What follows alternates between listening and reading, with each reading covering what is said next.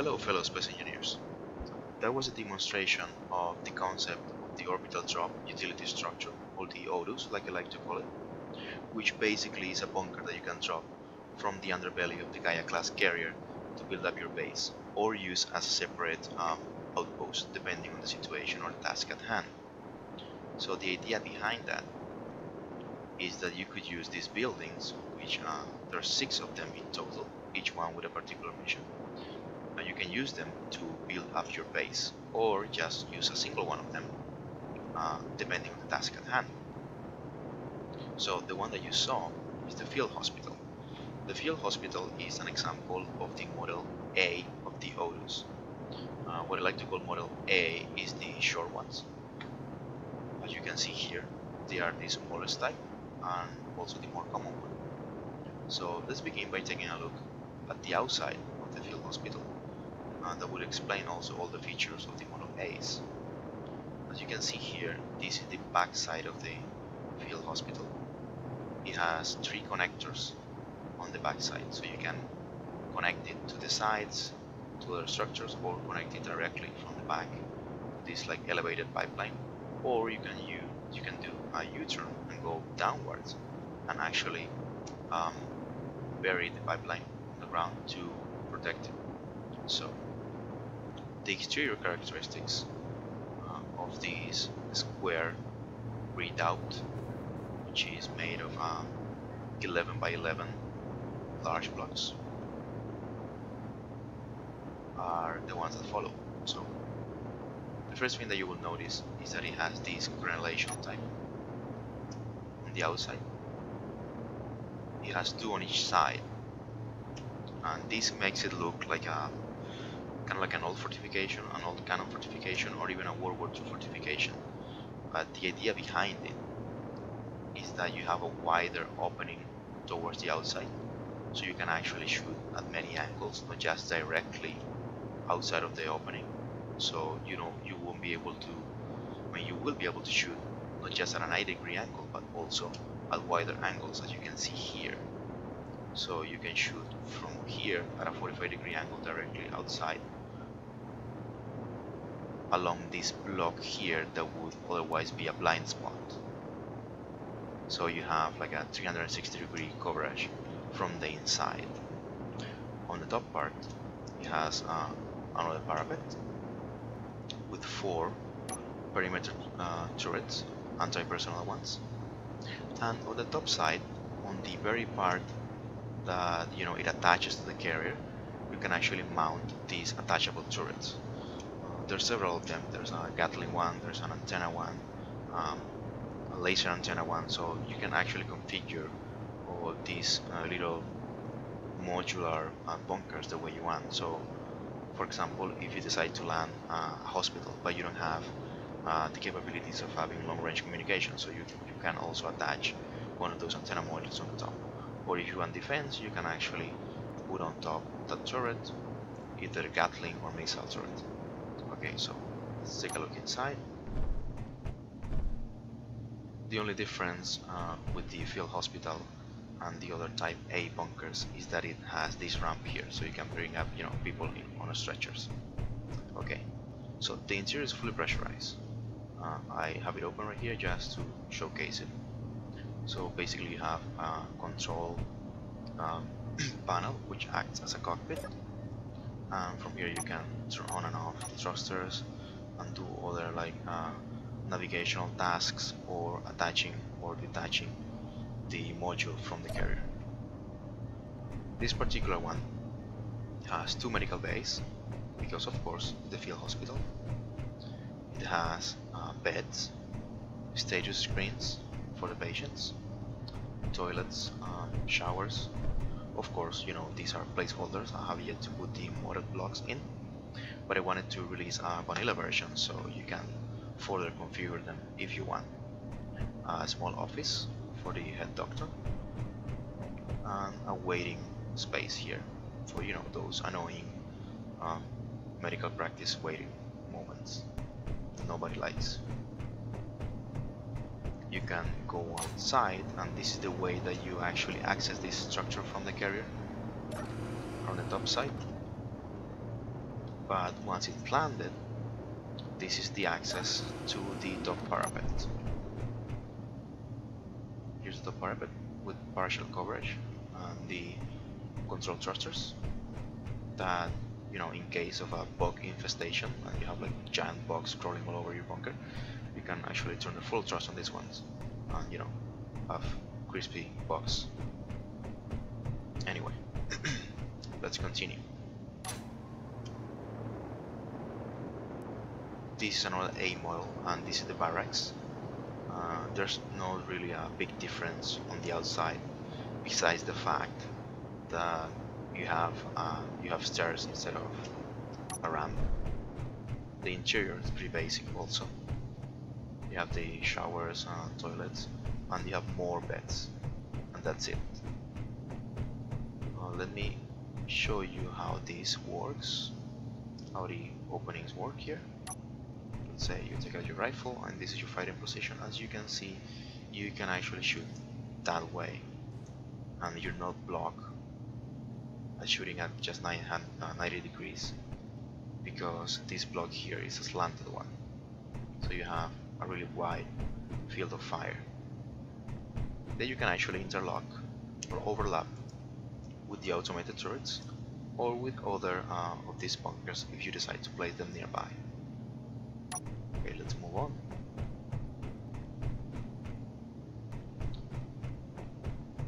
Let me show you the last one of the Model A's, which is this one, which is the main control, communication and command center. Ideally, this is the bunker that you want to land first, and also this is the one that you actually land if you want to just have a separate outpost, because it has everything that you need to get you started. It has a single medical bay, it has storage, oxygen tanks, more storage, an assembler, and it also has 2 antennas, so you can see here a large foldable long-range communication antennas and 2 laser antennas. Now the foldable antenna, the regular antenna, allows you to communicate to at longer distances. Not only that, it serves for communication beyond the horizon, because if you land this thing on rough terrain, these laser antennas their beams are going to be blocked by mountains or any other like geological features. So basically the laser antennas are only going to be good to communicate with ships orbiting directly above. But this one here will actually serve you to communicate with other ships, no matter the place or the location that they are. So, moving on.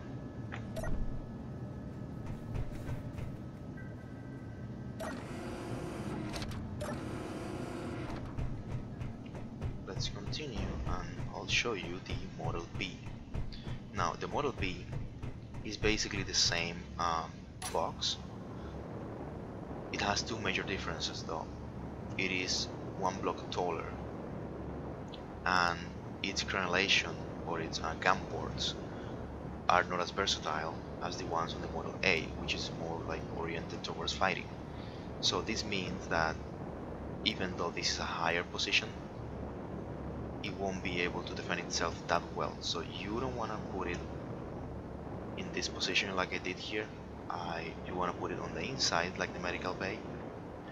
I put it on the outside just to showcase it, because I was actually running out of processing power with my machine. As you can see, this scene is really laggy, so just decided to use them instead of wall sections, just to minimize the impact of my machine and to be able to, you know, make this video and show it to you. But my recommendation is that if you're gonna use this power plant, you better put it on the center of the whole base. Okay, let's take a look inside. Now, this one is taller out of necessity because of the size of the reactors, and this is just a power plant. It only has oxygen storage in the tanks. It doesn't have oxygen processing capabilities. The idea that I have behind these structures is for them to be like as cheap as possible. So for that I have to reduce the redundancies. That also means that um, you want to plan out the base, um, more thoroughly, instead of just like spamming a lot of structures of the same type. So your base have to be well laid out and taking into account where you put each building for the access of the vehicles that are going to supply them, etc. Okay, the following model B is the refinery. Now, the refinery does have the capability of processing all kinds of ore that you bring in. As you will see here, it has two big refineries. It has two oxygen processors, and I have no idea why one of them is green and the other one is yellow, but okay, it has two of those. And it also has two blast furnaces, and this will give you a look on the top side, the Model Bs. You can see it's basically the same, but it's not as open. Actually, let's open them up and you will see how it depressurizes. There it goes, depressurizing. Let's go up to take a look. There you go. This is what I meant with the interlocking fields of fire. So you can actually have coverage. You cover the flank of the next bastion, and the other bastion covers the flank of yours. Okay, let's move on to the last type, the Model C, which is the largest one of them all, and it is still very much in the creative process, and this is the vehicle factory. So the idea behind this one was to have a factory that could produce land vehicles, but as you know, with the projector block you cannot build a multi-grid objects or multi-grid ships. So basically any land vehicle that you build is gonna come out without tires or without wheels, I mean. So right now it's building, spacecraft. Okay, let's try to hop in. Let's open the doors. Now this ended up looking pretty much like the war factory from the first Command and Conquer game, Tiberian Dawn, which is one of my all-time favorite RTS games. Okay, we are in here. Okay, no, wrong button. Sorry, let me close the door. Okay, quickly get in before it closes, and I'm going to show you how this thing works. But I'm gonna pause the video and I'm gonna make another short just in case this thing explodes, because as you know, the whole building thing out of the projector holograms, it's kind of like still buggy. So okay, I decided to run this in a separate scene that only contains the vehicle factory. As you can see, the increase in frame rate is way noticeable. It looks way better. I want to explain to you how this works. There's nothing new here. You have seen tons of these designs online already. It has a small ship projector, an umbilical cord, and a grinder that cuts the umbilical, so you can fly out of this thing as soon as the ship gets built. So how the whole factory works is as follows. You bring down those welders deactivated. Once they touch the bottom, you activate them, then you bring them back up and they will begin building this fighter craft from the bottom up, basically from the umbilical, because you have to build things from the umbilical. You cannot have like the hologram just floating around begin building it. It has to be joined to the whole projector block scheme that you have here, to this unit, which in turn is joined to the vehicle factory, to get its materials from. Anyway, okay, let's give this a try. again in a separate video, so I don't have to record this description 1,000 times. Okay, let's try this.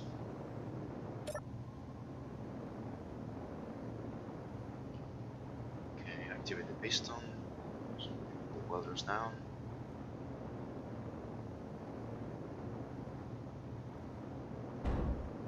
Activate the welders and we'll bring the piston back up.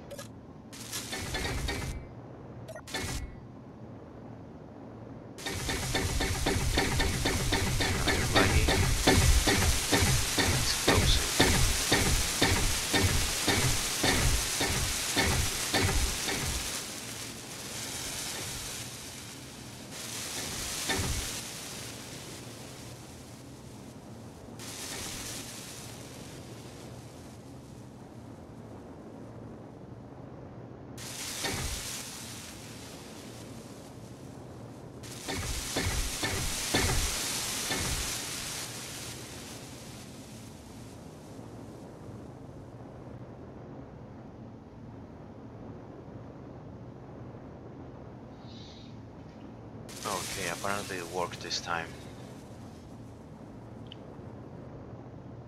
Minus the explosion. Only 2 pieces to go. Connector. Let's go with the cockpit. Yeah, that piece that exploded before. There it is. It's done. Okay, welders off. So, here's the thing. That piece you saw floating, well, that is actually floating here right now. Funny enough. I don't know if it's the design that's nagging, although it shouldn't be, because it shouldn't weld something that is behind it, as far as I know.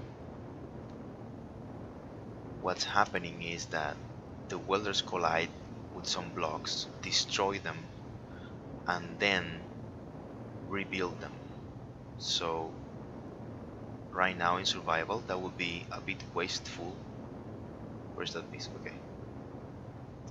That would be kind of wasteful, depending on the amount of pieces that, you know, get destroyed and then welded back up. Okay, for the final step, let's activate the grinders.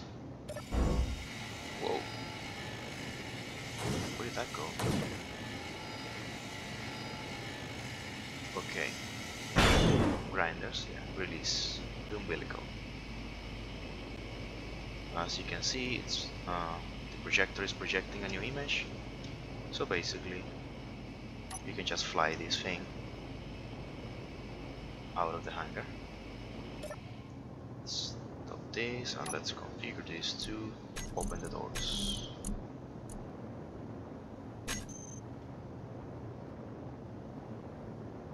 Somehow decided to lag right now. Oh. Come on.